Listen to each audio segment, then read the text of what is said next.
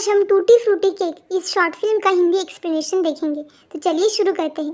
कहानी की शुरुआत होती है जहाँ कहानी का मुख्य किरदार ईशान यानी कि ईश किचन में केक बना रहा है। वो कहता है, अब प्लीज़ मुझे अकेला छोड़ दो। सुन लिया मैंने, कितनी बार पढ़ोगे? माया कहती, पर कितना क्यूट लिखा है। ईश कहता है, but I already know it mama Maya. Maya कहती, अच्छा तो इतना संभाल कर क्यों रखा है? ईश कहता है, मेरी पर्सनल बाउंड्रीज क्रॉस मत करिए। माया कहती, क्या पर्सनल बाउंड्रीज? मुझे सब पता है, प्लीज़।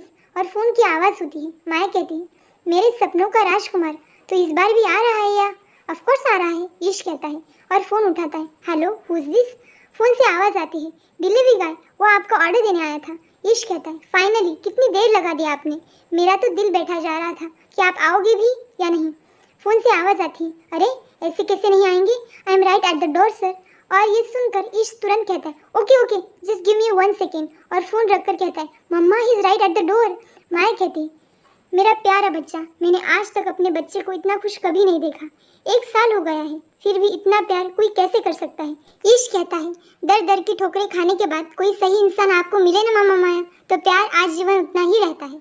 माया ईश को प्यार से देखते हुए कहती है, you are my pretty boy, you deserve the world. Ish कहता है, यू आर माई वर्ल्ड, और माया को हक करके थैंक यू कहता है। बस अब जाऊँ मैं, मेरा शाहरुख मेरा बाहर वेट कर रहा है। राज दरवाजे पर खड़ा होता है। ईश को वो फूल देकर हाय कहता है। ईश मुंह बनाता है तो राज उसका चेहरा पकड़कर गाल पे किस करके पूछता है, क्या हुआ? ईश कहता है, कुछ नहीं, लेट हो तुम, चलो अब। सब उन्हें देखकर चेयर कर रहे होते हैं। ईश सबको चुप होने को कहकर राज का हाथ पकड़कर उसे अंदर ले आता है। राज उसे पार्टी में बुलाने के लिए शुक्रिया अदा करता है और कहता है, मुझे ईश ने बताया तो था आपकी एनुअल पार्टी के बारे में, पर मुझे लगा ऐसा तो क्या ही होगा, but seriously thank you so much मुझे मम्मा माया फैमिली का हिस्सा बनाने के लिए। माया कहती है, thank you so much Raj for coming. मैंने इतना एक्साइटेड हमारे ईश को पहले कभी नहीं देखा। ये अक्सर तुम्हारे बारे में बातें किया करता है। Raj is so polite, so elegant, so sexy. Ish तंग आकर कहता है, गाइस मैं लिटरली यही खड़ा हूँ और मैं कॉन्सेंट्रेट नहीं कर पा रहा हूँ। राज कहता है, अच्छा वैसे इतनी शिद्दत से तुम जो फॉलो कर रहे हो, आई वंडर ये किसकी रेसिपी है? माया समझ जाती है और उन्हें अकेला छोड़कर वहाँ से चली जाती है। राज पूछता है, क्या हुआ, एक्स की है क्या? ईश कहता है, कम ऑन, माँ की है। राज कहता है, ओह तो माँ को मैसेज किया दिवाली पे? ईश कहता है, बाद में। राज कहता है, कुछ हुआ? ईश कंफ्यूज होकर पूछता है, क्या हुआ? डेजा वू। राज कहता है, पिछली बार भी किसी को मैंने बोला था, माँ को कॉल किया, तब भी किसी ने बोला था, बाद में।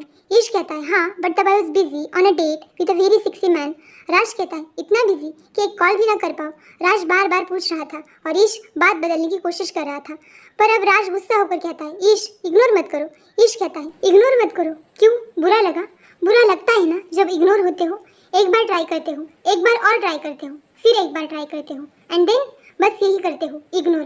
पर अब तो ईश ने भी तय कर लिया है, भाड़ में जाए दुनिया, वो भी करेगा इग्नोर। यार मुझे लगा था मेरी माँ मुझे समझेगी, पर नहीं, वो भी अपने पति की साइड हो गई। क्यों? संस्कार, ट्रेडिशन, और ट्रेडिशन के नाम पर मेरे पास क्या है? ये स्टूपिड टूटी फ्रूटी केक। राज उसे फोर्स करने के लिए बुरा फील करता है और उसे सॉरी कहता है। थोड़ी देर बाद दिखाया जाता है, सब हॉल में खड़े होते हैं। माया कहती है, अटेंशन अटेंशन अटेंशन। हर साल की तरह दिवाली पार्टी में कुछ ऐसा ही सरप्राइज प्लान होता है। ऐसा ही माहौल, उत्साह और बढ़ते जाते लोग। 4 साल पहले कोई आया था शोर शराबा बंद करवाने के लिए। बोले सोसाइटी में डिस्टर्ब हो रहा है, यहाँ नहीं चलेगा ये सब। हम में से कुछ लोग सोच रहे थे, ऐसे कैसे सेक्रेटरी है, दिवाली तो दिन ही है सेलिब्रेशन का, आज नहीं होगा शोर शराबा तो कब होगा?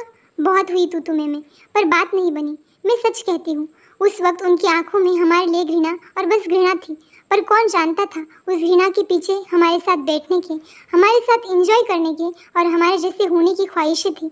आज उन ख्वाहिशों में जान आई है। प्यारे दोस्तों, हम स्वागत करते हैं हमारे एकमेव सेक्रेटरी विनय कांजी का। तालियों के शोर में साड़ी पहने, चेहरे पे मुस्कान लिए सेक्रेटरी विनय कांजी नीचे आते हैं। तभी पीछे से आवाज़ आती है, पापा, और तालियों का शोर शांति में तब्दील हो जाता है और उनकी बेटी उनका हाथ ठीक करके इशारे में उन्हें खूबसूरत कहती है और उन्हें देख फिर से एक बार तालियों का शोर गूंज उठता है। माया इशारे में ईश को तस्वीर लेने को कहती है। ईश फोटो ले ही रहा था कि उसके माँ का मैसेज आता है और राज उनकी फ़ोटो खींचता है। यहाँ नीचे ईश के पेरेंट्स आए हुए होते हैं। ईश की माँ कहती है, क्या हुआ, बोलो ना। ईश के पापा कहते हैं, तुम जाओ उर्मिला, मुझसे नहीं हो पाएगा। ईश की माँ कहती है, क्या नहीं हो पाएगा, मुझसे हो रहा है क्या, चलो कोशिश करो, बच्चा है हमारा। ईश के पापा कहते हैं, उर्मिला मैं उसे ऐसे नहीं देख पाऊंगा। ईश की माँ कहती है, तो ये सब घर पे नहीं सोच सकते थे, यहाँ अब इतने करीब आकर ये सोचना ज़रूरी है। अंदर सब गेम खेल रहे थे। ईश की माँ को ईश का मैसेज आता है, मैं नहीं आ पाऊंगा, मैं बीमार हूँ। ईश डांस कर रहा होता है। ईश के फ़ोन पर ईश की माँ का फ़ोन आता है।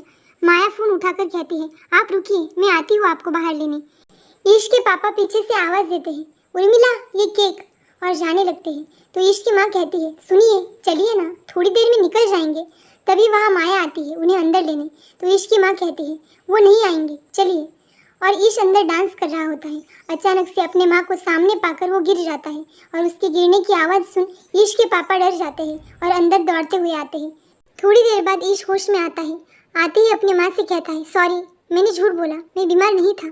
ईश की माँ कहती है, कोई बात नहीं बेटा, तू आराम कर, बस तू हमारे साथ घर चल, वहाँ सब ठीक हो जाएगा। ईश कहता है, कुछ ठीक नहीं होगा माँ, जब तक हम एक दूसरे से बैठकर बात नहीं करेंगे कुछ ठीक नहीं होगा। ईश की माँ कहती है, पर घर? ईश कहता है, ये भी घर ही है मेरा। ये सुन ईश के पापा वहाँ से जाने लगते हैं। तो सेक्रेटरी की बेटी कहती है, क्या हुआ अंकल, डर गए? मैं भी डर गई थी जब एक दिन मम्मी के जाने के बाद पापा ने मुझे आकर बोला कि वो साड़ी पहनना चाहते हैं। मैं भी डर गई थी, मैं चिढ़ भी गई थी कि ऐसा कैसे हो सकता है, लेकिन मुझे फिर पता चला कि पापा तो खुद डरे हुए हैं। और जब आज मैंने पापा को पहली बार साड़ी में देखा तो पता है क्या, मुझ में भी हिम्मत आ गई।